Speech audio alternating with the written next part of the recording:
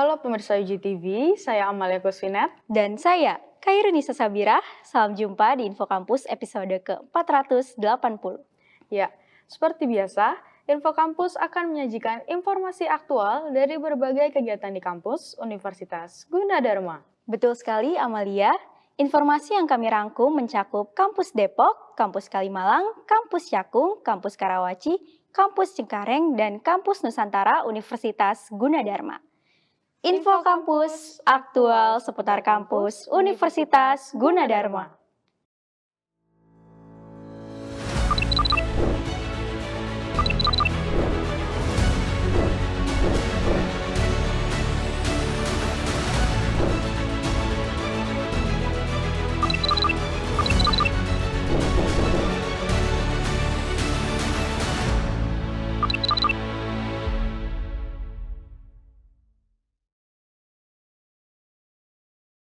Pemirsa UGTV, pada bulan Mei 2025, sebanyak 66 mahasiswa Akademi Komunikasi Multimedia Radio dan Televisi Jakarta atau AKMR TV melaksanakan produksi tugas akhir di dua lokasi, yaitu di Kota Yogyakarta dan Kota Semarang. Tentunya kegiatan ini memberikan pengalaman langsung dalam menerapkan ilmu yang telah diperoleh selama perkuliahan, sekaligus menjadi sarana untuk merancang dan merealisasikan sebuah karya audiovisual secara nyata. Seperti apa proses dan antusiasme mahasiswa dalam mengerjakan tugas akhir ini? Berikut liputannya. Sebanyak 66 mahasiswa AKMR TV Jakarta kembali melaksanakan kegiatan produksi tugas akhir dan kali ini di Kota Semarang.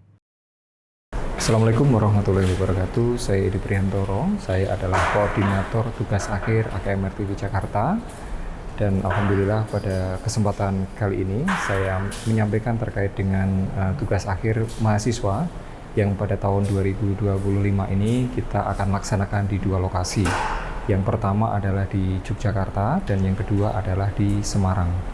Nah, adapun secara umum tujuan dari kegiatan tugas akhir ini adalah memberikan pembekalan kepada para mahasiswa atau menyiapkan para mahasiswa untuk dapat mengimplementasikan teori maupun praktek yang mereka sudah pelajari semenjak semester 1 sampai semester 5, dan inilah saat mereka harus mempraktekkan langsung bekerja sama dalam satu tim ke beberapa lokasi, dan itu untuk membina ataupun memfasilitasi kerja tim atau melatih kerja tim mereka atau teamwork ya, sehingga ini sangat bermanfaat seandainya mereka nanti memasuki dunia kerja. Nah, adapun tujuan dari atau tema dari tugas akhir pada tahun ini adalah komunikasi pariwisata, karena kami melihat bahwa potensi pariwisata di Indonesia, baik potensi wisata ataupun budaya di Indonesia itu sangat banyak sekali. Oleh karena itu, dan banyak yang belum terdokumentasikan, terinformasikan dengan baik kepada masyarakat luas. Oleh karena itu, AKMR TV Jakarta melalui tugas akhir ini mencoba membantu, membuat sebuah film dokumentasi kegiatan di masyarakat baik pariwisata ataupun budaya yang nantinya akan kita sampaikan ataupun kita publish melalui beberapa media, termasuk juga akan kita hakikan. Nah, ini adalah terkait dengan tugas yang memang harus dilakukan oleh mahasiswa untuk mengimplementasikan teori dan praktek. Yang kedua juga pengabdian kepada masyarakat, ya, sehingga masyarakat juga akan mendapatkan manfaat dari kegiatan yang kita akan lakukan ini. Nah, untuk yang kedua, TA kloter kedua akan dilaksanakan di Kota Semarang dan sekitarnya, yang kami akan laksanakan pada tanggal 4 sampai 8 Mei 2025. Dan jumlah ini lebih sedikit ya, karena memang antusiasme mahasiswa lebih besar ke Jogja.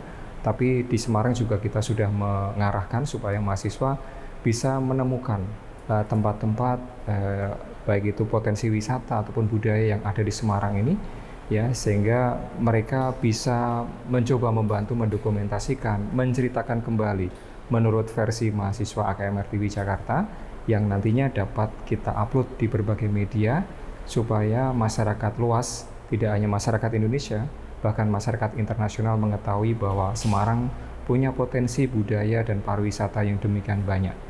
Ya, besar harapan kami mahasiswa dapat mengimplementasikan teori ataupun praktek yang sudah mereka pelajari dari semester 1 sampai semester 5 ya, untuk kemudian bisa memproduksi hasil yang baik ya, dan yang memuaskan, dan tentunya ini akan menjadi portofolio mahasiswa ya, yang melekat kepada diri mereka sampai kapanpun. Dan kami juga berharap bahwa portofolio itu akan mampu mendukung mahasiswa itu ketika menjadi lulusan S1 Ilmu Komunikasi untuk bekerja di berbagai bidang, dia punya portofolio yang cukup untuk dapat mendukung karir mereka di masa yang akan datang. Demikian yang saya sampaikan. Terima kasih. Salam sehat selalu. Assalamualaikum warahmatullahi wabarakatuh. Kegiatan ini berlangsung selama 5 hari mulai dari tanggal 4 Mei hingga 8 Mei 2025. Dalam kegiatan ini, para mahasiswa melakukan pengambilan gambar serta riset lapangan di berbagai lokasi budaya, sejarah, dan juga pariwisata yang ada di Semarang. Hai semuanya, perkenalkan saya Devi Fatmawati, saya dari kelas 3BA08. Judul saya pada semi dokumenter kali ini adalah Dancing on the Time. Persiapannya yang pertama itu pasti schedule, terus rundown, terus shortlist, sama proposal gitu, sama kayak contohnya kayak alat kamera, terus tripod, gimbal, lighting, dan segala kebutuhan syuting lainnya. Harapannya sih selama syuting nanti berjalannya dengan lancar, terus kelompok saya juga kompak, terus semangat, terus selama proses syuting ini tetap menjaga rasa hormat gitu sebagai pas kita di sana pada narasumbernya gitu. Terus harapannya juga semoga meskipun nanti hasil video dokumenternya itu menjadi video, tapi harapannya tuh bisa jadi makna gitu loh, ada maksud gitu. Kegiatan ini menjadi bagian penting dalam proses penyelesaian studi di AKMR TV Jakarta, sekaligus memberikan pengalaman langsung dalam merancang dan juga merealisasikan sebuah karya audiovisual. Selain itu, kegiatan ini juga memperkuat kerjasama tim, manajemen produksi, serta kreativitas masing-masing kelompok mahasiswa. Seluruh hasil produksi akan menjadi bagian dari penilaian sidang tugas akhir dan juga berkesempatan masuk dalam seleksi karya terbaik AKMR TV Jakarta di tahun 2025. Kegiatan produksi tugas akhir di Semarang ini berlangsung sukses dan juga penuh dengan antusias dari para mahasiswa. Baik, sekian saya Farhana Kalisa melaporkan untuk Info Kampus. Baik pemirsa, Info Kampus akan segera kembali dengan info lainnya setelah pesan-pesan berikut ini.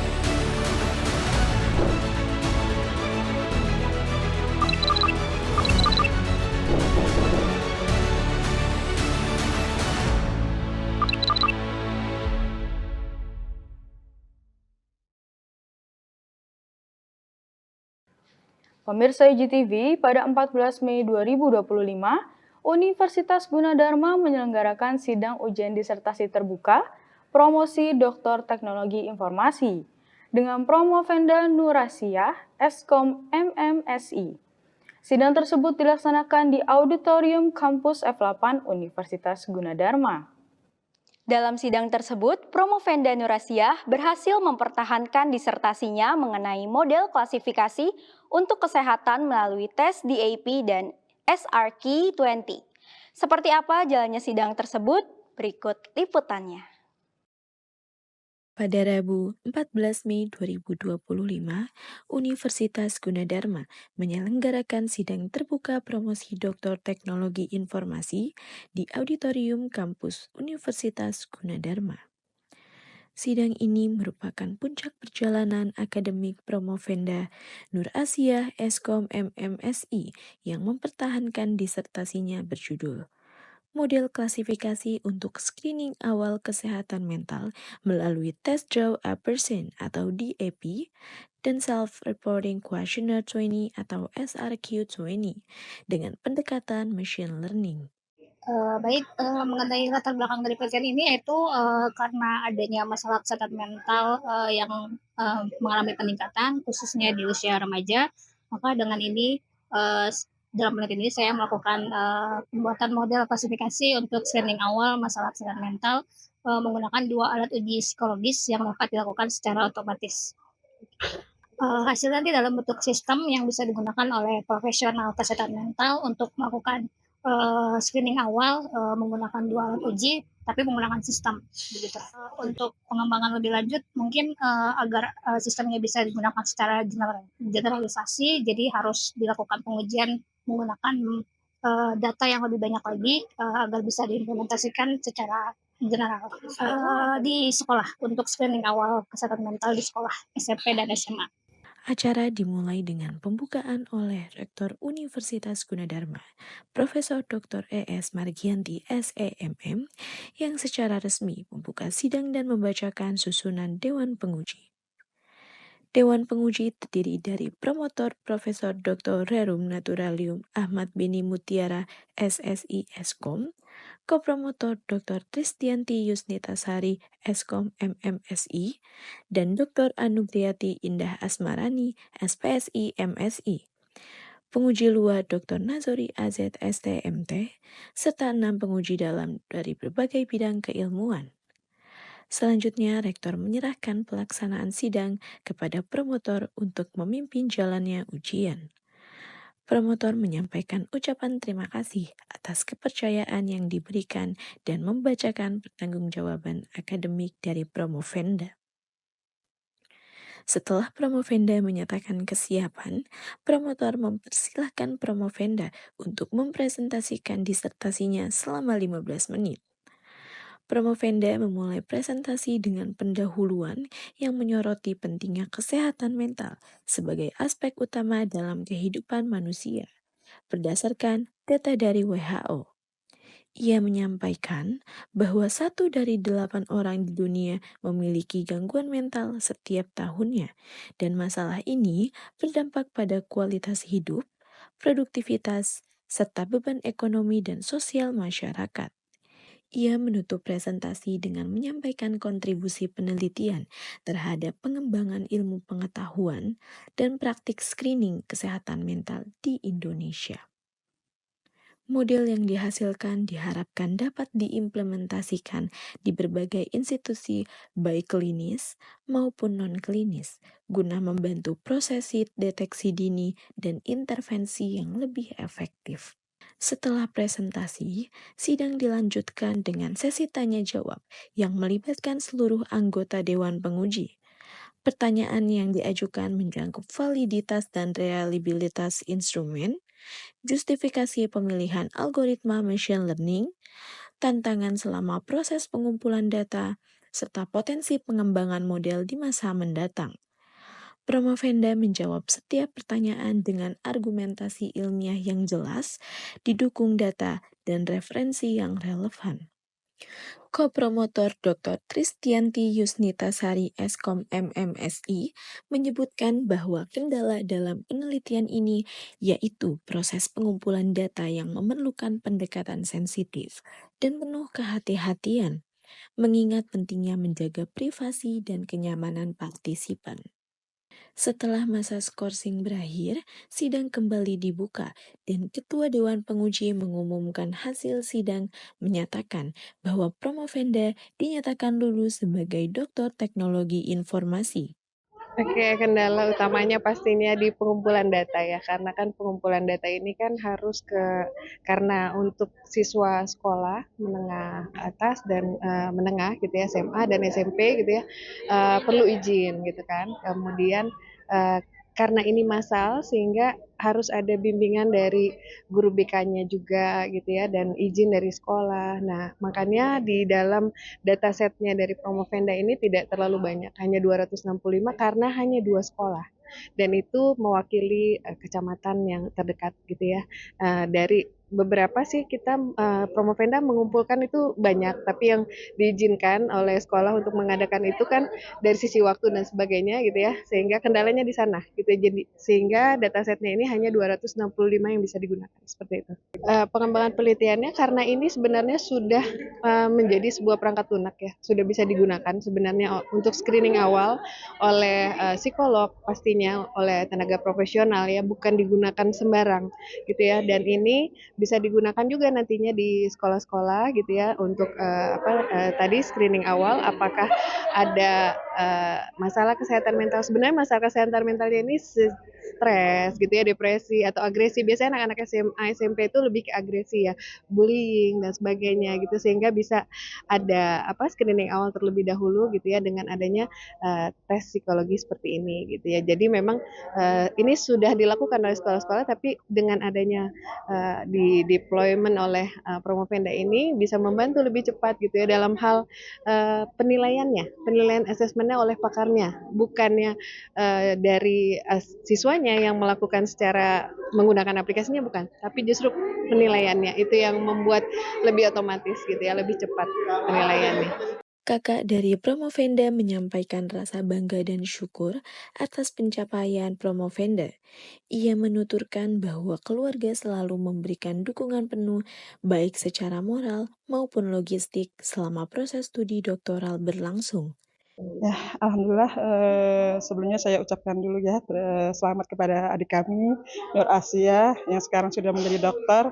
Alhamdulillah kami sebagai kakak-kakaknya dan keluarga besar juga di rumah sangat bangga gitu dengan keberhasilan beliau saat ini. Dan itu tentu saja juga didukung banyak oleh para kakak-kakaknya dan keluarga besar lainnya ya. Yang utama paling tidak kami mendukung keberhasilan saat ini dengan doa yang tak henti-henti, dan kami sangat bangga, kami sangat support, doa kami memang selalu teringat. Kadang kita juga minta doa dengan yang lain, dengan saudara, ketemu doain ya biar ini cepat selesai ya gitu, biar ditenangkan dan dilancarkan nanti ujian-ujiannya seperti itu. Itu aja kali Mbak ya, support kita sebagai keluarga. Demikian laporan yang dapat saya sampaikan. Saya Fahra Zahra Alia dan tim Info Kampus yang bertugas kembali ke studio. Baik pemirsa, Info Kampus akan segera kembali dengan info lainnya setelah pesan-pesan berikut ini.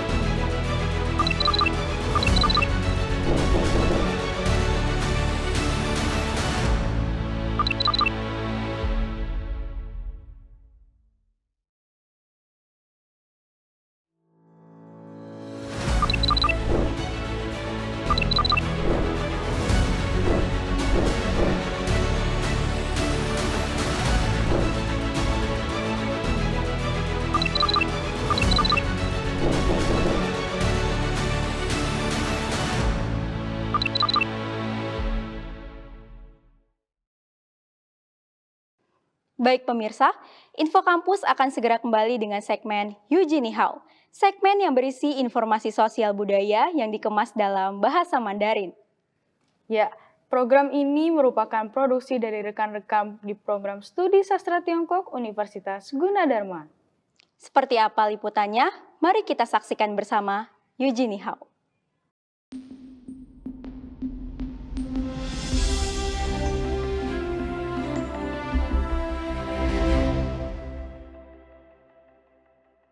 Pemirsa UGTV, senang sekali saya Deliana Putri Dan saya Frida Ramadanti. dapat berjumpa dalam program Yuji Nihao episode 138 yang akan membahas putar bahasa dan budaya Tiongkok. 观众朋友们，您好，欢迎大家收看本期 Yuji Nihao，我是松兰。我是 Deliana. Pemirsa UGTV, status pasangan atau jodoh masih menjadi hal yang tabu bagi masyarakat. Namun, berbeda dengan masyarakat di Tiongkok, kalangan muda-mudi di sana sangat antusias merayakan Hari Lajang, yang merupakan hari yang populer yang tentunya dirayakan setiap tanggal 11 November. Betul sekali, lajang sendiri dalam bahasa Mandarin dikenal dengan sebutan Guangguan, sehingga dapat dikatakan bahwa hari lajang merupakan hiburan alternatif bagi masyarakat yang belum memiliki pasangan hidup. Hari lajang sendiri pun bermula di tahun 1993, namun saat ini sudah menjadi hari atau peringatan populer bagi muda-mudi Tiongkok. Mari kita simak laporan dari Rizky Dinda berikut ini. 光棍节在中国年轻人中是一个非常受欢迎的庆祝活动，以庆祝他们诞生的自豪感。11月11日，光棍节的日子来自阿拉伯数字系统中的数字1，形状像4个棍子。光棍是单身的人，所以可以说光棍节是还没有恋爱的人的一种另类娱乐。最后，这一天被正式称为光棍节。光棍节的庆祝活动是于1993年，当时南京大学宿舍的4名大学学生名叫五竹，经常在大学宿舍睡觉前一起聊天。有一段时间，他们聊天的主题是如何结束单身或没有伴侣的状态。在聊天中，他们提议将11月11日定为光棍日，并举办各种活动。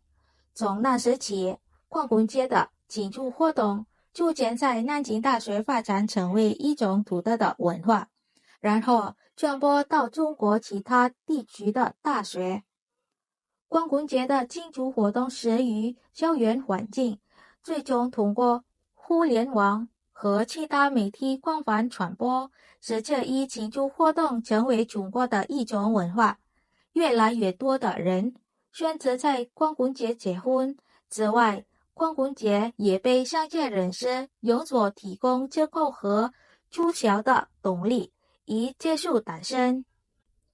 2009年，阿里巴巴成为第一家在其电子商务平台上推出光棍节活动的中国电子商务公司。此活动允许单身人士在活动期间购买他们想要的物品。所有这些购物活动的高峰期发生在11月11日。更为人所知的是，双11，在这个特殊的日子里，中国的电子商务平台和实体店提供各种折扣来吸引买家。由于一家店和另一家店之间的竞争折扣往往很大，光棍节也越来越受到国际消费者的关注，成为中国的购物节。总体而言，光棍节的成功反映了中国年轻人追求理想生活方式的愿望，并展示了中国电子商务经历的巨大潜力。从大学环境中的文化开始，这个庆祝活动现在已经发展成为一个吸引全球关注的购物日。光棍节是中国社会不断变化的一个小例子。2024年的光棍节，人们可以通过购物节庆祝自由，照顾自己和家人。原来光棍节是中国社会不断变化的一个小例子。Ternyata, perayaan Hari Lajang merupakan gambaran kecil dari perubahan sosial masyarakat Tiongkok yang terus berkembang. Betul sekali, masyarakat merayakan hari ini dengan merawat diri mereka sendiri serta keluarga melalui festival belanja. 对呀，人们通过购物节享受生活并照顾家人来庆祝这一天。Baik, pemirsa UG TV, saya Deliana Putri. Dan saya Frida Ramadanti. Kita akhiri UG Nihao episode kali ini. Kembali ke program Info Kampus.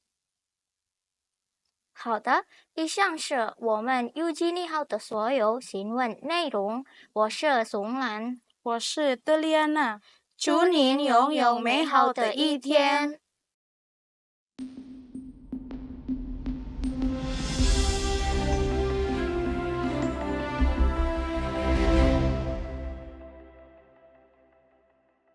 Baik pemirsa, berakhir sudah Info Kampus untuk episode ke-480. Saya Amalia Kusvinet. Dan saya, Khairunisa Sabirah, beserta tim Info Kampus yang bertugas menyampaikan terima kasih. Dan sampai jumpa.